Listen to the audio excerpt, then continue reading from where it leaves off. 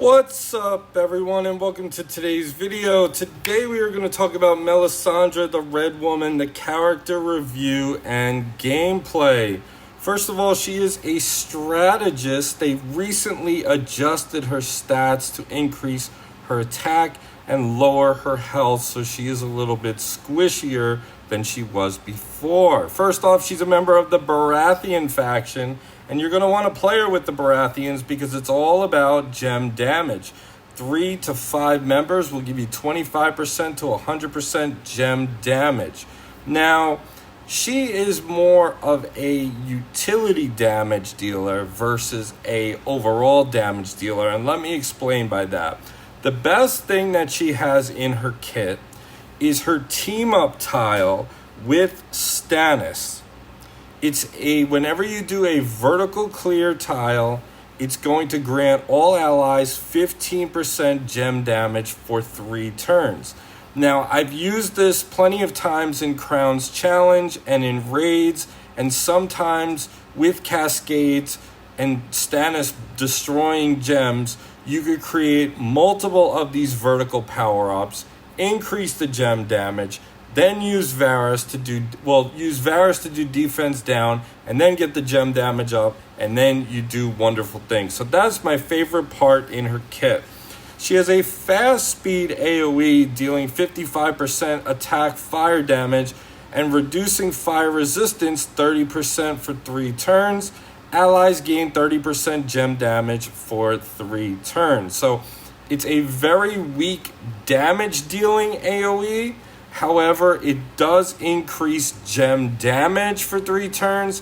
And then you have the other part of her kit, which is the vertical power-up with Stannis, which increases 15%. So you can get a lot of gem damage stacked on top of Stannis' bonus. So she does have an interesting lead. When an enemy becomes scouted, she has a 50% chance to remove a random debuff from herself and allied champions. This could be good against ice teams or fire teams, but there are better leads on the Baratheons, so it's not that great of a lead. She also has an interesting passive. When an enemy is damaged by a critical strike, all allied Baratheons gain 40% gem damage and 50% gem crit damage for 2 turns. The gem crit damage is the critical damage of your gem matches.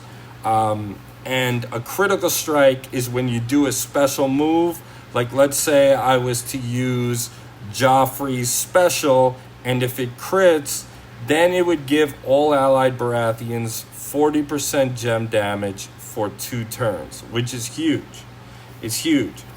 The problem with Melisandre lies in the fact that she is a red character and Stannis is a red character. You could get her in the Red God Altar. You can also get her in the Rightful King summon with Melisandre and Stannis. However, they seem like a great pair, but when you're red and you're against blue enemies, you're going to do 50% less damage.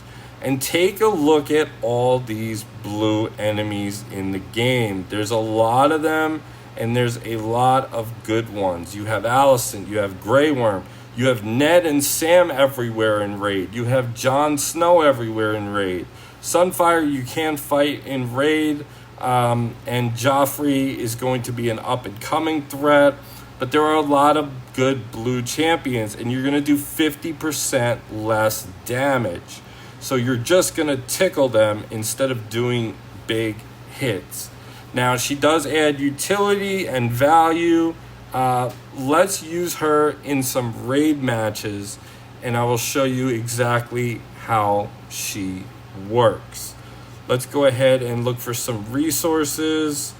Okay, this team has not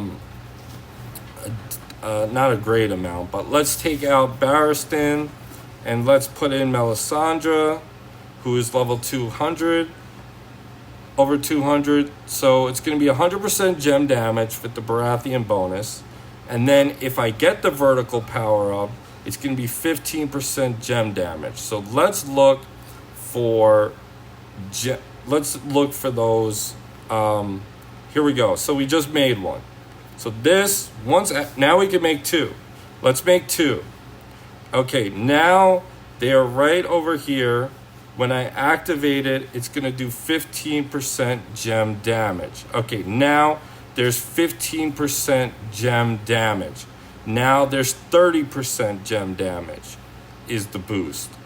So what do we want to do? We want to match red over here to create another one. So now watch her AoE. Her AoE is pretty weak, but it's going to give allies 30% gem damage. So as you can see, for one turn, there's 15% gem damage. We're going to use this to give a buff. And now gem damage is up 85% for 3 turns. And we're going to create another vertical. So we're going to go ahead and use Stannis' move. We're going to pop this. And now let's check the perk. She's going to die. Let's see.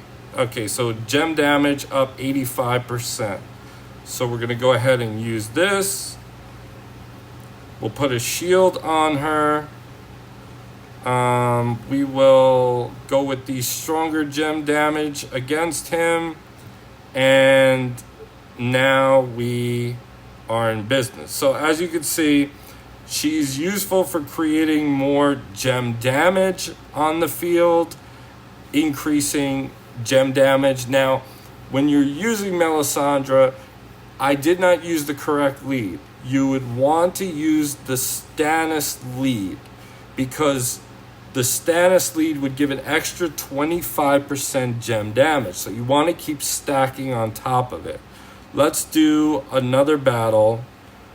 Let's refresh and try to get some more resources. Let's face this team. See, here you're going to see the problem. There's 2 blue opponents. 2. And you're going to have weaker. You're going to do 50% less. Right here. Right here.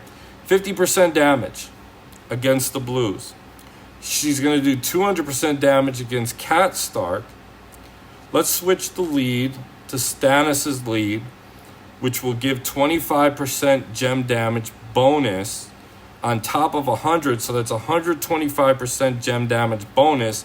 And let's look for vertical matches. Let's look for vertical matches. Okay, we're going to set up a vertical match right here. This nice blue one. And let us set up some more matches. So now we have 15% bonus gem damage. Let's swing a ghost with Joffrey. Go ahead and move this around. And we're getting a bonus gem damage on the floor. Pretty soon we're going to have her move out, which is going to create more gem damage. She is pretty squishy, but she's also only a little over 200. So that does play a factor as well. We got another vertical ready. As you could see, there's another vertical we're going to match. Let's go ahead and pop this to give increased gem damage and fire resistance down. Gem damage up 55%. And we're going to use Stannis' move, which is a fire damage move, which is going to make it more effective. Now we're going to create 2 verticals. And let us scout Ned and lower his defense. This is what I said. You got to lower the defense of the character. There you go. Ned goes down. There's another one.